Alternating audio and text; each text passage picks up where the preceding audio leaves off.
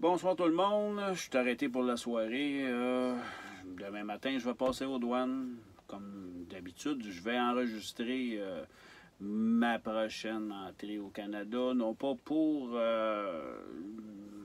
faire de la publicité ou quoi que ce soit, gagner de la popularité, ça ne m'intéresse pas. Je n'ai jamais été vraiment bon narrateur et c'est pas mon objectif non plus. Ce que j'aimerais, c'est d'informer les gens vraiment comment ça se passe avec les douanes. Parce qu'il y en a beaucoup, j'ai remarqué dernièrement, il y en a beaucoup qui n'osent pas voyager parce qu'ils ont peur de ne pas être capable de se rendre aux États-Unis. Pour se rendre aux États-Unis, en tout cas, au moment où on se parle, ça fait 4 douaniers américains que je pose la question depuis même avant les fêtes. Et aucun d'eux, il y en a seulement qu'un qui a entendu dire, là, mais rien d'officiel. Les 3 autres n'ont jamais rien entendu qui demanderait une preuve de vaccination pour rentrer aux États-Unis. Pour rentrer au Canada, depuis la Rive-Can qui l'ont mis obligatoire, entre guillemets, parce que moi, je ne le remplis pas. Je ne le remplis pas parce que je leur ai dit que je n'ai pas à leur donner, comme dans mon vidéo, d'informations médicales sur ma personne. Et je vais continuer à le faire. Ils me menacent d'amende et de contraintes, si on veut. Mais à venir jusqu'à date, c'est juste des menaces. Ils n'ont rien fait. Puis, même le dernier coup que j'ai rentré au Canada, le douanier avait pas l'air d'avoir le goût de jaser. Fait que, à venir là, jusqu'à date, c'est comme ça.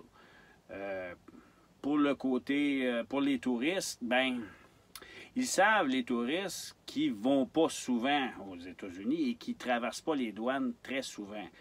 Je pense qu'ils sont un peu plus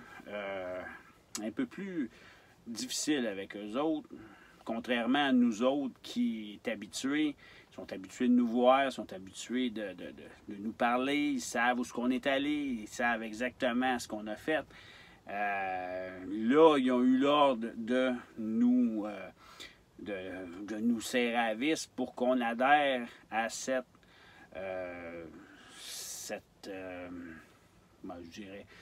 tyrannie,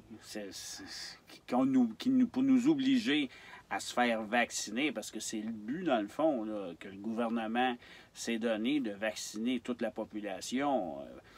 C'est la première fois que je vois le gouvernement s'inquiéter autant de ma santé. Puis je l'ai spécifié à certains douaniers que je trouvais ça très généreux de leur part, mais pour ma part, je pense que je suis capable de m'arranger avec ma santé et d'y faire attention. Je ne vois pas de motif raisonnable pour maintenir un état d'urgence. Et maintenant, ça a l'air que je ne suis pas à décider de ça. Il y a des experts, entre autres, qui l'ont fait pour le Canada. On n'a pas les chiffres, par contre, on n'a pas les études. On entend parler d'études énormément des médias, mais c'est comme un peu les extraterrestres. On entend beaucoup parler, mais on ne les voit jamais en réalité. Fait que moi, je m'attends à ce que rentrer au Canada, ça soit plus compliqué. Ben, en tout cas, plus d'argumentation, un peu ce qui se passe avec le côté touriste. Maintenant, c'est dur à dire s'ils vont reculer, faire comme avec les personnels soignants, de reculer parce que là, ils en ont besoin.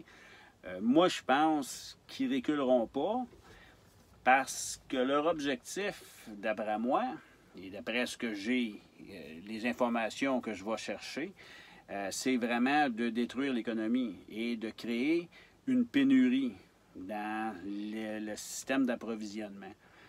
Et c'est peut-être une bonne façon de le faire en mettant de la pression sur les personnes pour se faire vacciner. Maintenant, moi, je n'ai pas l'intention de plier. Puis c'est pas parce que je veux être meilleur qu'un autre ou quoi que ce soit. Je veux dire, je suis pas plus brave, je suis pas plus je suis pas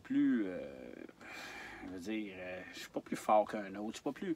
Et énormément. Les vaccins, j'ai peur de ça, surtout celui-là. Je ne suis pas anti-vaccin parce que j'en ai eu dans ma jeunesse des vaccins, puis ça m'a protégé. Mais cette thérapie génique, je crois connaître la raison pourquoi qu'elle existe et je crois connaître le playbook de ces personnes-là qui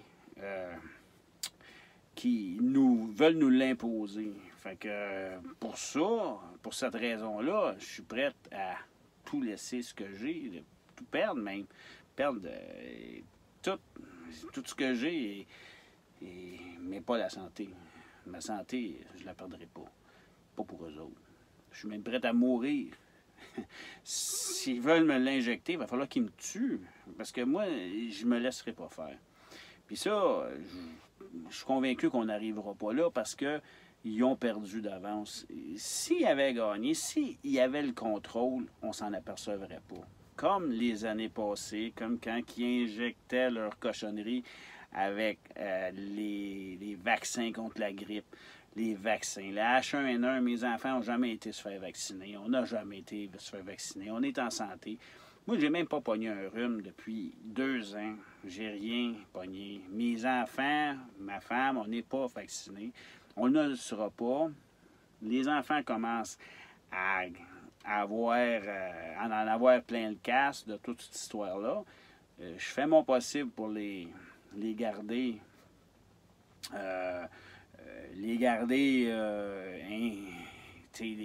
Je peux pas, ils sont rendus majeurs, je peux pas décider pour eux autres, mais j'essaie de les informer le plus que je peux, de les encourager, de les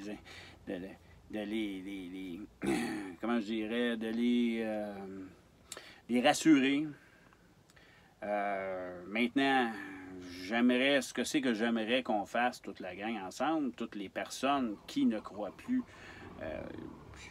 ou qui ne l'ont jamais cru, qui ne les croient plus, qui veulent garder leur liberté, c'est de ne pas accepter. Et c'est un peu pour ça que j'ai fait ces vidéos-là, celui-là entre autres. Les autres, je les ai faites pour garder des preuves de menaces contre moi. Et je suis pas plus brave qu'un autre, mais j'ai une tête de cochon. Et j'ai une tête dure, puis je ne plierai pas. On va voir. Mon objectif, c'est de continuer, même après le 15. Puis s'il faut que je fasse des quarantaines, j'irai faire des quarantaines, mais la seule chose qu'on a besoin pour rentrer au Canada, c'est vraiment d'une preuve de citoyenneté quand on est citoyen canadien. Le restant, ils ne peuvent pas m'empêcher de rentrer dans mon pays. Et je veux dire, je suis Canadien. À moins d'être une menace pour les Canadiens, mais à venir jusqu'à date, je ne sais pas, la menace que je peux donner, c'est l'Omicron s'est rendu un mal de tête, un mal de gorge.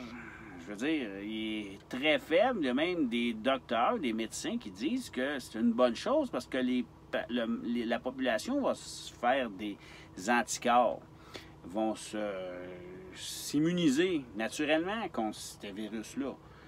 Je veux dire, la menace que je pourrais apporter aux Canadiens, ben, n'est pas justifiée selon moi. On verra. Je vais argumenter avec eux autres. Je vais voir à quoi ça va en venir. Je vais probablement être obligé de faire une quarantaine parce que ils ont supposément la loi avec eux. On en discutera. Moi, je ne suis pas juriste, je ne suis pas criminaliste, je ne suis pas non plus avocat, rien de ça. Mais je crois beaucoup à la Charte des droits et libertés et je crois énormément que ça prévaut sur cette pseudo-pandémie. En tout cas, je vais faire je vais me tenir debout. Je le fais pas pour avoir de la gratitude. Je remercie beaucoup les personnes qui m'ont félicité. J'en suis très ravi de ça, mais je ne l'ai pas fait pour ça. Je l'ai fait surtout, je les ai publiées, ces vidéos-là, pour démontrer aux gens que ce qu'ils vous disent dans les médias, c'est de la bullshit, c'est de la marde. Les camionneurs ont peur. Il y en a beaucoup qui sont endettés, peut-être un peu trop. Moi, j'ai toujours vécu un peu plus sobrement, si on veut. Là. J'ai fait plein de choses, là, mais je veux dire, je ne suis pas endetté. Mon camion, ça fait 11 ans qu'il est payé. Je ne dois pratiquement plus rien à personne. Je veux dire, j'ai pas besoin d'argent pour vivre. Je ne suis pas surendetté. Je vis très simplement. Puis je pense que c'est ça le secret. C'est de regarder ce qui est important, puis de se contenter de ce qu'on a. Et dans cette situation-là, ben on reste plus libre. Fait que ça, c'est mon point de vue. Puis c'est un peu pour ça, peut-être, que je peux me tenir, si on veut, debout, contrairement à d'autres personnes qui sont très insécures financièrement. Moi, l'argent, on a tous besoin pour vivre, l'argent. Mais j'en ai pas besoin pour survivre. Je suis très à l'aise, je n'ai pas de dette, pratiquement pas, et c'est peut-être la raison pourquoi que je me suis entêté comme ça, mais je me suis arrangé pour ne pas l'être endetté. Arrêtez d'avoir peur. Si on se met tous ensemble, bien, on peut réussir à peut-être pas l'arrêter tout ça, mais oui, à la fin, si on est tous ensemble, on va l'arrêter, mais au moins d'engorger le système, d'engorger la santé publique, d'envoyer des policiers vérifier si tu es en quarantaine. Je vais le faire, je vais en faire des quarantaines. Ils viendront vérifier si je suis chez nous. C'est là que je vais être. De faire en sorte que ils soient plus capables de fonctionner. Parce que c'est complètement ridicule. On peut pas continuer. Ils peuvent pas continuer comme ça longtemps. C'est appelé à finir, ça. Fait que, ben, on verra. Demain matin, je vais traverser les douanes. Et puis, je vais continuer sur la même façon. Et puis, si ça devient trop encombrant, éventuellement, ben, c'est sûr que je passerai pas ma vie à faire des quarantaines. Là. Mais je m'attends à ce qu'à un moment donné, si tout le monde le fait, ben, ils vont être obligés de lâcher.